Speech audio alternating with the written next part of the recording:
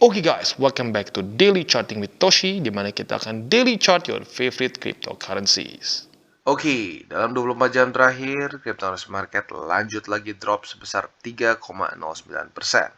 Dengan total market cap mencapai di 1,09 triliun US dollars. Dan kita bisa lihat untuk Bitcoin dia drop di bawah dari 23.000. Ini drop yang cukup signifikan ya. Artinya sekarang Bitcoin sedang ada di bawah dari MA200 weekly, which is not good ya. Lalu selanjutnya untuk Bitcoin ini kita bisa lihat dia drop nyaris 3% dalam 24 jam terakhir. Untuk Ethereum dia dropnya sedikit lebih oke dengan sebesar 1,77% saja di 1800-an.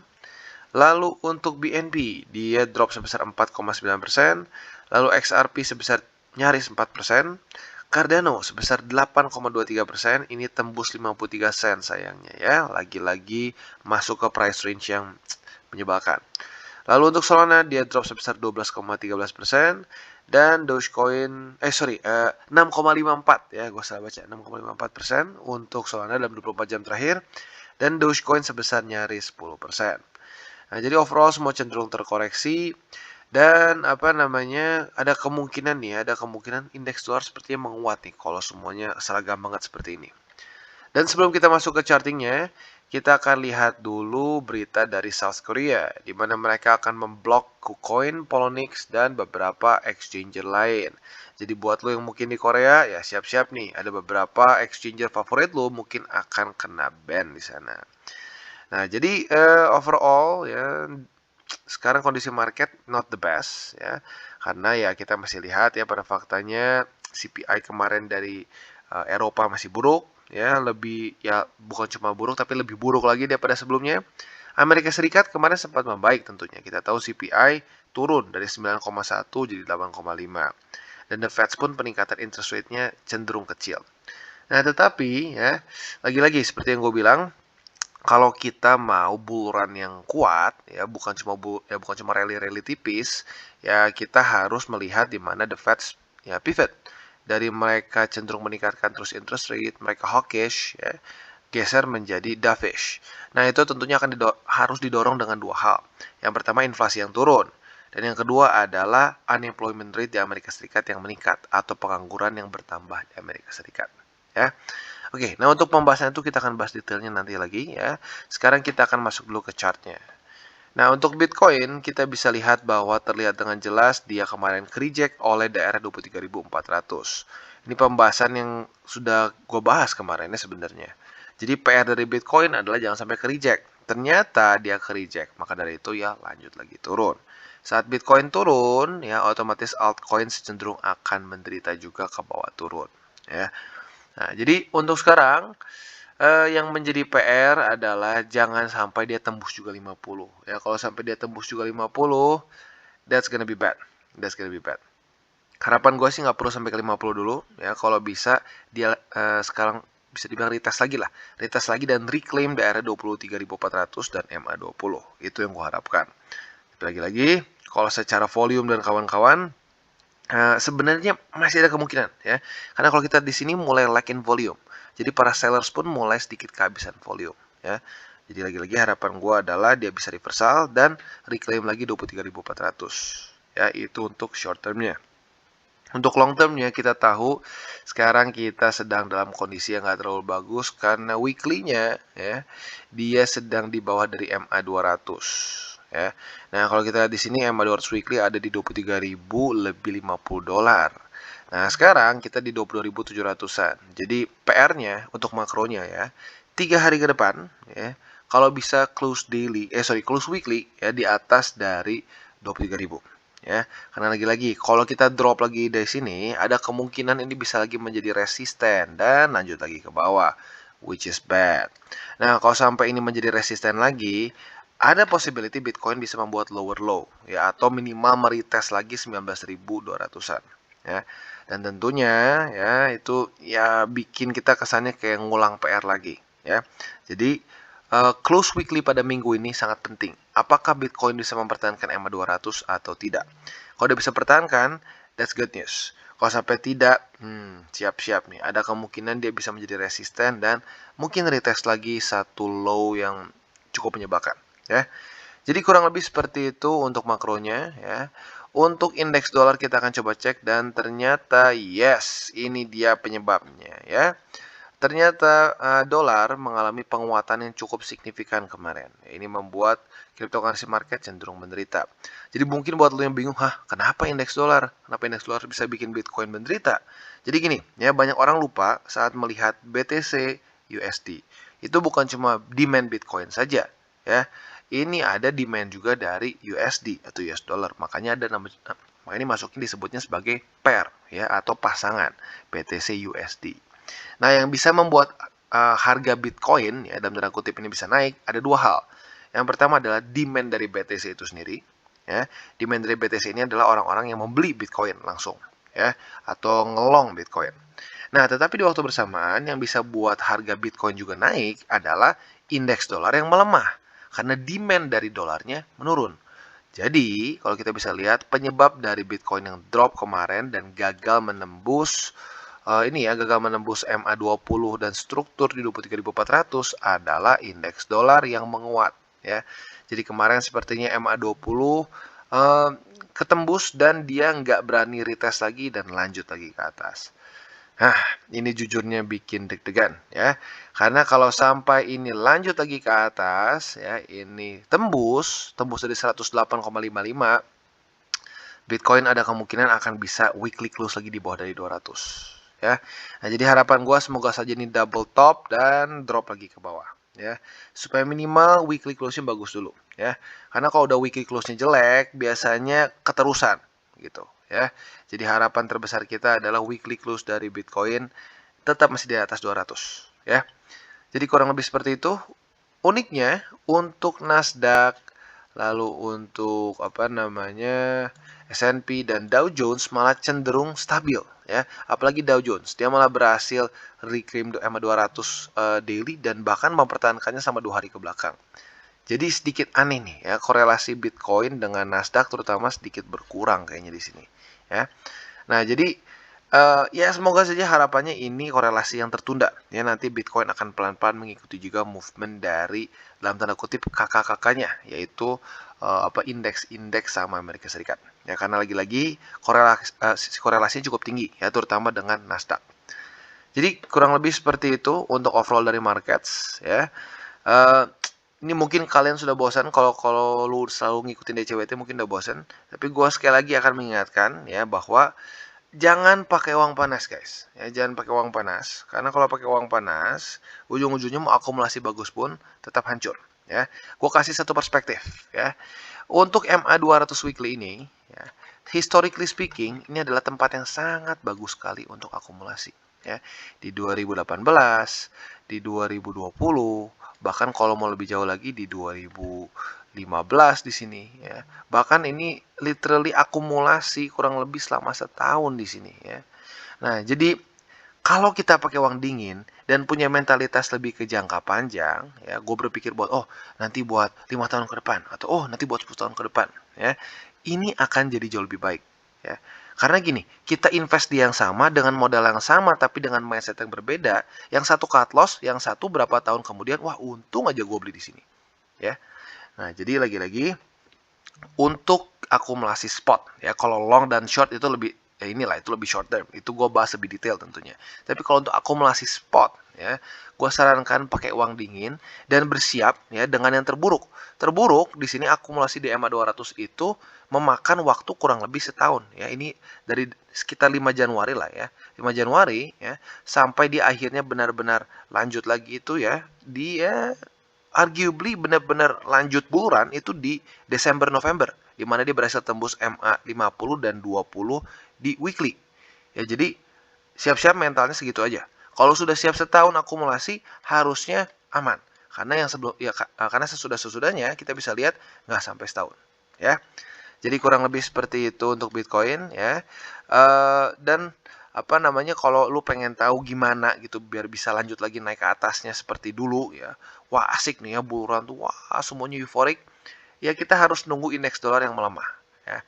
Kayaknya gue nggak pernah ngelihat sekalipun ya saat Bitcoin lagi buruan yang ekstrim tinggi seperti ini gitu ya di 2015, 2000 2019 19 gitu ya. Gue nggak pernah ngelihat indeks dolarnya lagi menguat seperti sekarang ya. Biasanya saat parabolic move itu saat indeks dolarnya melemah. Nah, ini sering kali nggak dibahas sama orang-orang gitu. Jadi lagi-lagi kalau lu mau ininya melemah ya kita harus melihat the Feds yang dovish ya. Jadi kurang lebih seperti itu untuk makroekonomiknya. Kita akan bahas lebih detail untuk buy limitnya di belakang. Nah, tetapi sebelum kita lanjut, ada pesan-pesan dulu dari sponsor kita pada hari ini. Oke, dan sebelum kita lanjut DCWT kita pada hari ini, ada berita bagus dari OKX, di mana kita bisa mendapatkan mystery box yang nilainya up to 10.000 US dollars. Ya, cara kerjanya seperti apa? Mudah. Kita invite teman kita, ada new user login, dan kita bisa claim reward kita. Ya, step 1, kita invite teman kita dengan invitation poster kita atau link. Ya. Dan yang kedua, saat teman kita login, ya hanya login saja di OKX app selama 30 hari setelah registrasi, both lu dan invitee-nya akan mendapatkan mystery box. Nah, apabila teman lu mengcomplete single deposit, ya ini di luar dari yang step kedua ya, lebih dari 50 USD, kalian akan mendapatkan lagi satu mystery box lagi. Ya, jadi ada dua cara nih ya, bisa double. Nah, setelah itu, semua mystery box ini bentuknya ya hadiahnya ini dalam crypto rewards up to 10.000 US dollars. Rewardnya bisa macam-macam, ada BTC, ETH, OKB dan seterusnya ya. Nah, setelah itu kalian juga bisa mendapatkan lagi surprise mystery box untuk yang kedua, kelima dan ke-10 dan seterusnya. Ya, jadi buat lo yang tertarik dan belum punya akun di OKX, jangan lupa bisa cek link referral kita di bawah. Oke, dan selanjutnya kita akan ke buy limit untuk Bitcoin. Nah, buy limit pertama kita adalah di MA50, di mana di sini kita bisa lihat dia sudah semakin mendekat juga dan mulai mau masuk ke Bollinger Band. Nah, salah satu yang gue ingin note adalah volume. Ya, volume dari sellers mulai berkurang dari sejak tanggal 17 kemarin. Ya, jadi terus turun. Nah, harapannya kalau kena MA50 atau struktur selanjutnya dia bisa mantul.